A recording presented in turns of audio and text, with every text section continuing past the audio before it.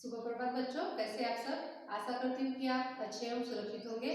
तो आज हम पढ़ने जा रहे हैं कक्षा तीसरी का विषय व्याकरणमाला, पाठ क्रमांक 18 कहानी लेखन। तो बच्चों, सबसे पहले हम यह जानेंगे कि कहानी मतलब क्या होता है। तो कहानी मतलब होता है हमारे जीवन में जो घटनाएं घटती है, तो उसे अगर हम लिखेंगे, रोचक तरीके से लिखेंगे, तो वह कहानी कहलाती है। तो इस तरह उसकी परिभाषा बन जाती है जीवन की किसी घटना का रोचक वर्णन कहानी लेखन कहलाता है। तो कहानी लिखने के उद्देश्य होते हैं। तो पहला उद्देश्य होता है मनोरंजन तथा दूसरा उद्देश्य होता है शिक्षा। तो कहानी लिखने के मुख्य उद्देश्य कौन से होते हैं? हमारा मनोरंजन हो, और दूसरा उद्देश्य उस कहानी से हमें कुछ शिक्षा प्राप्त हो, मतलब सीख मिले। तो यह कहानी के दो उद्देश्य होते हैं। तो इसके भी और कुछ विस्तृत जानकारी देखने के लिए चलते हैं किताब की ओर। बच्चों, कहानी सुनना हम सभी को अच्छा लगता है, परंतु कहानी लिखना और सुनना दोनों अलग अलग बातें हैं, और दोनों के लिए ही यह आवश्यक है कि कहानी रोचक व मज़ेदार हो और आसानी से समझ में आने वाली हो। कहानी लिखते समय निम्न बातों का ध्यान रखना चाहिए। पहला है, कहानी सरल एवं रोचक हो। शब्दों का चुनाव कहानी के अनुसार हो। वाक्य छोटे छोटे और सरल हो। कहानी का शीर्षक आकर्षक हो। तो इन बातों का हमें ध्यान रखना चाहिए कहानी लिखते समय। कहानी के दो प्रकार से लिखी जाती है। पहला है चित्रों तथा संकेतों के आधार पर कहानी लिखी जाती है, और दूसरा सहायक शब्दों के आधार पर कहानी लिखी जाती है। तो सबसे पहले हम देखेंगे कि चित्रों तथा संकेतों के आधार पर कहानी कैसे लिखी जाती है। तो यहाँ पर कुछ चित्र दिए हुए हैं और संकेत दिए हुए हैं। जैसे कि पहला है, मौर्य वंश के प्रथम शासक चंद्रगुप्त मौर्य व आचार्य चाणक्य का दरबार में होना। तो जैसे कि इस चित्र में दिया हुआ है कि यहाँ कौन है? मौर्य वंश के प्रथम शासक मतलब चंद्रगुप्त मौर्य है, और यह चाणक्य है। तो ये दरबार में दिखाई दे रहे हैं। चंद्रगुप्त मौर्य का स्वयं पर घमंड करना, चाणक्य द्वारा सेवक को अपने पास बुलाना, सेवक का मिट्टी व सोने के पात्रों में जल लेकर उपस्थित होना, चंद्रगुप्त द्वारा दोनों पात्रों का जल पीना व मिट्टी के पात्र वाले जल को शीतल बताना, और आखिर में दिया हुआ है, चाणक्य द्वारा सौंदर्य की अपेक्षा गुण को अधिक महत्वपूर्ण बताना व चंद्रगुप्त का घमंड टूटना। तो इस तरह यहाँ पर चित्र और संकेत दिए हुए हैं। तो इनके आधार पर कहानी लिखना होता है। चित्र तथा संकेतों के आधार पर यहाँ पर एक कहानी दी हुई है, तो चलो उन्हें पढ़ लेते हैं। तो इस कहानी का शीर्षक है वास्तविक सौंदर्य। मौर्य वंश के प्रथम शासक चंद्रगुप्त मौर्य थे, जिन्हें अपनी सुंदरता तथा तेज पर बहुत घमंड था। उनके एक प्रधानमंत्री थे, आचार्य चाणक्य। वह बहुत ही कुरूप किंतु विद्वान थे। एक बार की बात है, चंद्रगुप्त और चाणक्य दोनों दरबार में बैठकर किसी विषय पर विचार विमर्श कर रहे थे, मतलब चर्चा कर रहे थे। चंद्रगुप्त ने उनकी प्रतिभा, विद्वत्ता और धैर्य की प्रशंसा की तथा फिर थोड़ा रुककर कहा, गुरुवर, काश भगवान ने आपको थोड़ा सौंदर्य भी दिया होता। यह सुनते ही चाणक्य समझ गए कि चंद्रगुप्त को अपनी सुंदरता पर बहुत अभिमान है। उन्होंने एक सेवक को अपने पास बुलाया और उसके कान में कुछ कहा। कुछ समय बाद वह सेवक जल से भरे 2 पात्र लेकर दरबार में उपस्थित हो गया, जिसमें से एक पात्र मिट्टी का तथा दूसरा सोने का था।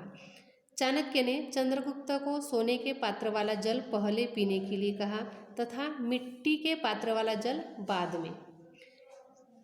चंद्रगुप्त के जल पी लेने के बाद आचार्य चाणक्य ने प्रश्न किया कि किस पात्र का जल अधिक शीतल व मीठे स्वाद वाला था।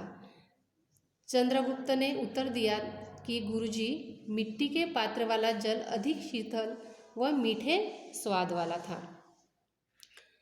इस पर चाणक्य ने बताया कि राजन, दोनों पात्रों में शीतल जल ही भरा गया था, किंतु मिट्टी के पात्र वाला जल और भी अधिक शीतल व मीठे स्वाद वाला हो गया, लेकिन सोने के पात्र वाले जल ने अपनी शीतलता छोड़ दी। चंद्रगुप्त चाणक्य की बात सुनते ही समझ गए कि सौंदर्य की अपेक्षा गुण अधिक महत्वपूर्ण होता है। तो हमें इस कहानी से कौन सी शिक्षा प्राप्त हुई? हमें कभी भी अपनी सुंदरता पर घमंड नहीं करना चाहिए।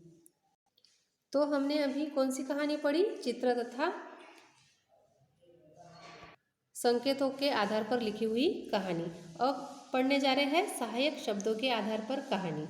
तो यहाँ पर कुछ सहायक शब्द दिए होते हैं और उन शब्दों को लेकर हमें कहानी को लिखना होता है। जैसे कि यहाँ पर सहायक शब्द दिए हुए हैं, दो लड़के, सड़क, किनारा, जमीन, बादाम, दिखाना, उठाया, बहस, चालाक, लड़का, झगड़ा, निपटाना, फोड़ा, छिलके, दो भाग, आधा, भाग, थमाकर, मुँह, डालना, बाकी, हिस्सा, खाना, क्योंकि, मदद।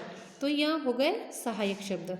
अब इन सहायक शब्दों के आधार पर कहानी यहाँ पर दी हुई है, तो चलिए उसे पढ़ लेते हैं। तो इस कहानी का शीर्षक दिया हुआ है बादाम किसे मिला। तो शुरुआत करते हैं। एक दिन दो लड़के सड़क के किनारे चल रहे थे। तो जैसे कि यहाँ पर दो लड़के दिया हुआ है, फिर सड़क, किनारा, तो ये तीनों सहायक शब्द आ गए। तो एक दिन दो लड़के सड़क के किनारे चल रहे थे, तभी उन्हें जमीन पर गिरा हुआ एक बादाम दिखाई दिया। दोनों उस बादाम को लेने के लिए दौड़ पड़े। बादाम उनमें से एक लड़के के हाथ में आ गया। दूसरे लड़के ने कहा, यह बादाम मेरा है, क्योंकि सबसे पहले मैंने ही इसे देखा था। यह मेरा है, बादाम लेने वाले लड़के ने कहा, क्योंकि पहले मैंने इसे उठाया है। इतने में एक लड़का वहाँ आया। वह बहुत ही चालाक था।